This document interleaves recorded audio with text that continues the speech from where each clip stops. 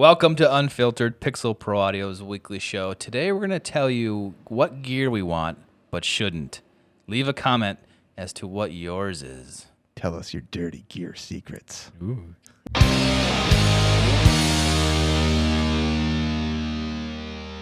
Hey guys, welcome back around the drum. I'm Tay, that's David, and that is Jay.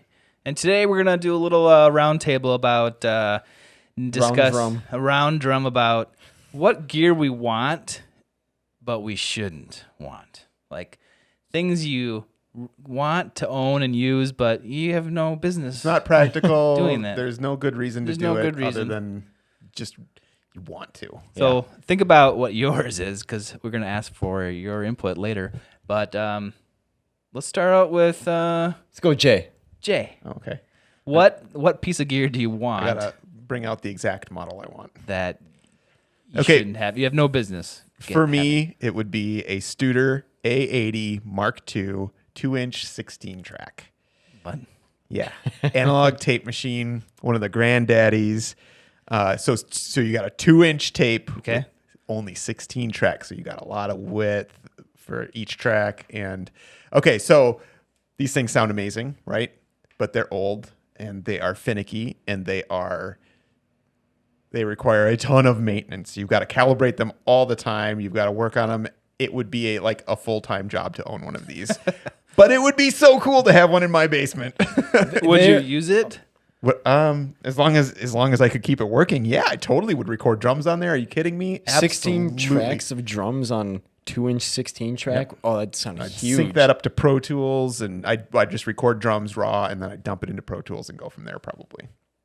So there was one on Reverb for I sent it to you. It was for $5,000. It was the one that Death recorded on. Would you want that one? That would be great. That would be awesome. That wasn't a 16 track. That was probably 24 track, I think. Oh yeah, it was 24. Yep. So yeah, sure. Death, I'd take that one. Why do you want a 16 versus a 24 or any? Because 16 track, you get more tape width per track. So it's considered the best because you got more space for each track on the tape. It literally makes the tracks sound bigger and more 3D. Because they physically are. Yeah. Right. So you get more headroom and stuff, I believe, is how it works. It's headroom and I think frequency response. Yeah, and the tape compression works better on a wider bandwidth. And you get less crosstalk, and Yes. it's the best of the best. It's bueno. It's the best you can do with analog tape, in my opinion. So who and has the A80 is known as the rock machine. It has that sound from that period of time, the late 70s, early 80s, in that era where the drums just had a really cool sound. And it's a lot because of the A80, I think. That's what it's known for. Have you used one of these before? An A80? No, I have not used an A80. I've used the 827 and the 800, I believe. But I've used that line. Those are a little bit cleaner sounding, a little less of that classic rock sound. That's why I went with the A80s, because I wanted that. I know of albums that are recorded on it, so I know what it sounds like. A lot of those classic 70s rock albums were recorded on those machines. So let's just say one came up for sale. What would be 80s. What would be the price you would pay for one? Okay, well, here's where, and this is why it's I shouldn't too, but I'd probably pay $4,000. That's probably my magic number for one of those. That's $4,000 for a working, in good condition machine with good heads. Not going to happen, No. but it could someday. Yeah, maybe 5 years. Or maybe even. one with just one track that doesn't work. I'd be okay with that. Yeah. Who has one now and who's using them now? Who knows? Yeah, I don't know. Like the big, Nobody's the really big, using them probably very much now, except if you're some rock band or something that wants to record your drums onto tape. I think they have a studio at Welcome to 1979 in Nashville. It's a studio. And I think they have a few of those. I don't know if it's that same model, but at a couple studios in California at Capitol Records. I think there's. Oh, I'm sure they still have them. The question is, do they get used? Yeah, I think Rihanna uses one for Really? tracking vocals. Yeah, I think. Don't quote me on that. I saw something. It was years ago, but You heard it here. Yeah, Rihanna's Rihanna. still using the analog David's tape. in the know. But yeah, I mean, some people. I just still love use the them. analog tape sound, but I like it as an effect. I actually love the way digital sounds too, because it's so clean and it's so open, and you get a really big sound. But I just love that analog tape compression on rock drums and stuff. Yeah. If you got one of these, would you be able to like keep or acquire tape for this? Yeah, you can still get tape. You can still get. They make it brand new, or are you talking about? There's one company. There's one company, and it's But you can keep reusing tape for a while. A while. Yeah. Yeah, it sounds good. I want to be the last one to use it. Yeah. All right. Okay, David. So there's no reason for me to have this, but I really want an Audient ASP 8024 with the dual layer control and a patch bay. Well, there's a reason you want it. Yeah, why wouldn't you want that? That sounds cool. Because there's no reason for me to have it. Like, yeah.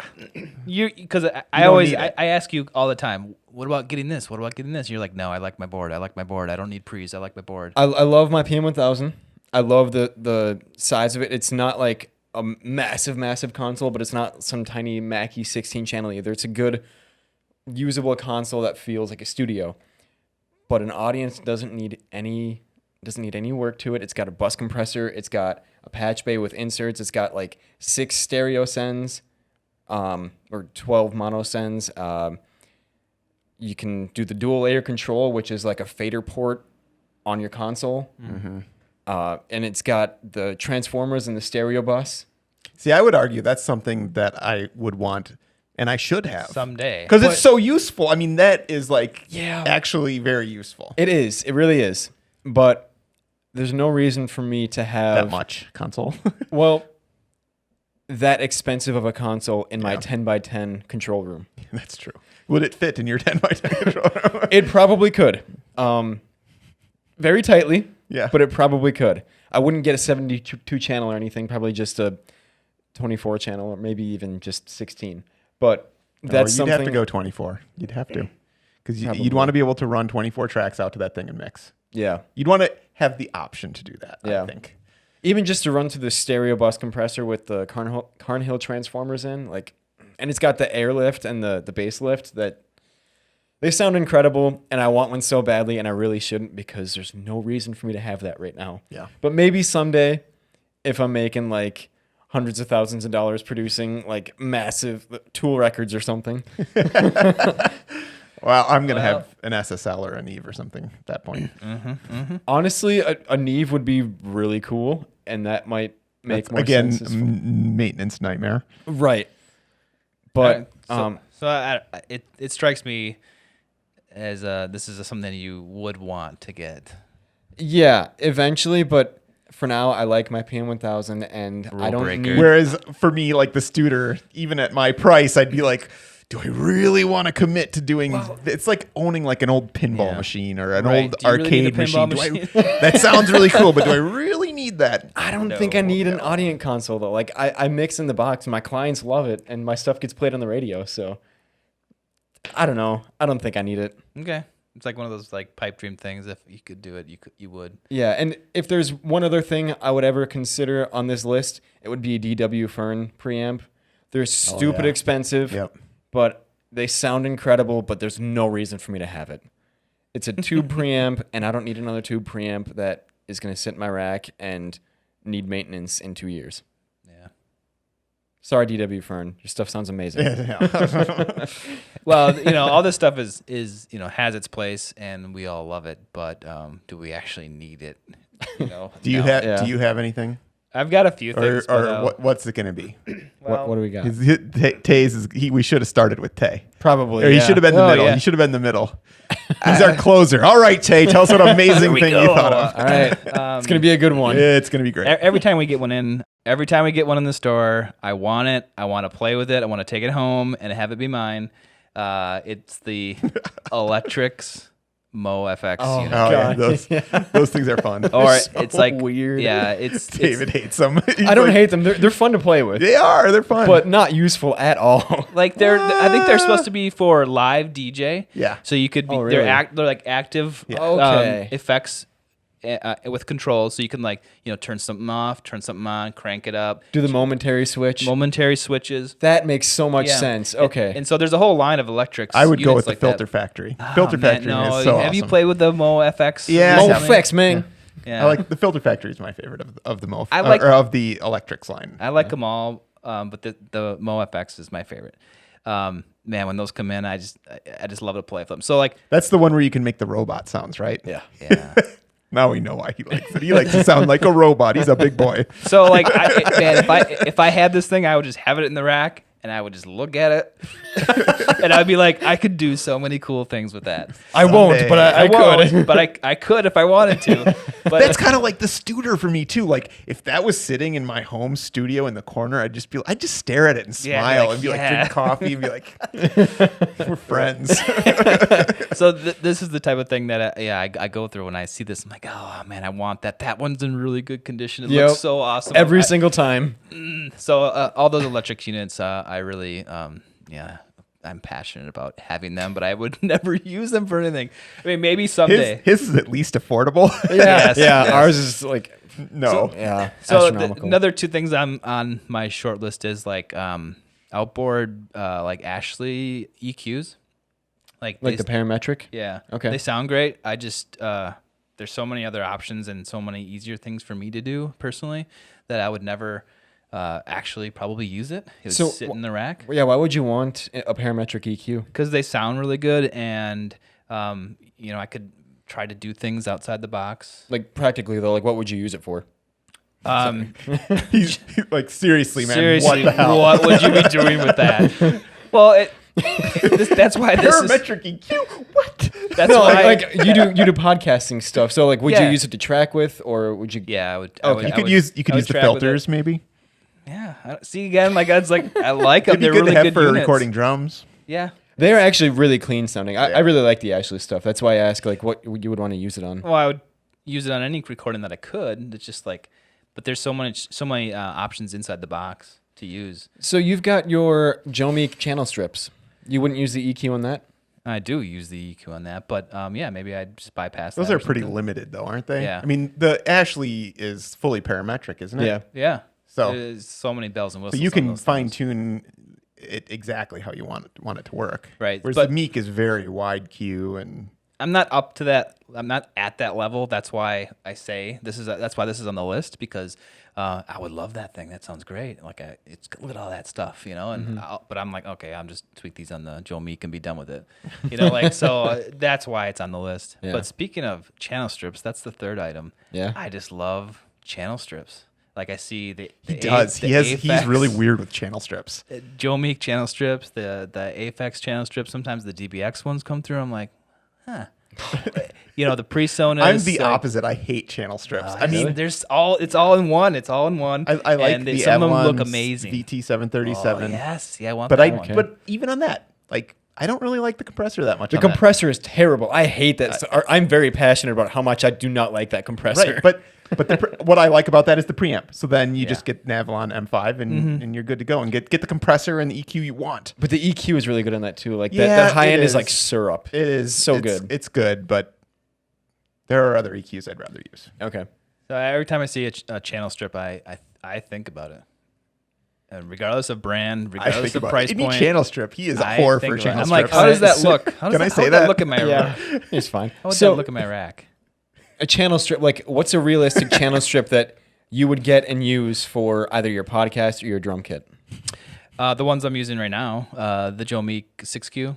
I would always bump up to the Twin Q and get a couple channels. Okay. I honestly think but- the Joe Meeks are perfect for you There. because they're wide Q EQs. They're very forgiving. They are Got a little warm. They The got a little preamps sound color. good with the ion And- transformer. And so you can't do too much damage with them. Is my point. That's good Well, for me. I just from my Yeah. personal experience, like when I earlier when I didn't know what I was doing, I did a lot of damage with EQ. Where you put a fully parametric EQ in my hands, and I'm like, and then I'm like, ooh, when you play Yeah. it back, ugh. Yeah. I like the Aphex units too, the Project and the Project channel. I forgot exactly the The names. project channel and just the Aphex channel. Yeah, I the think. channel.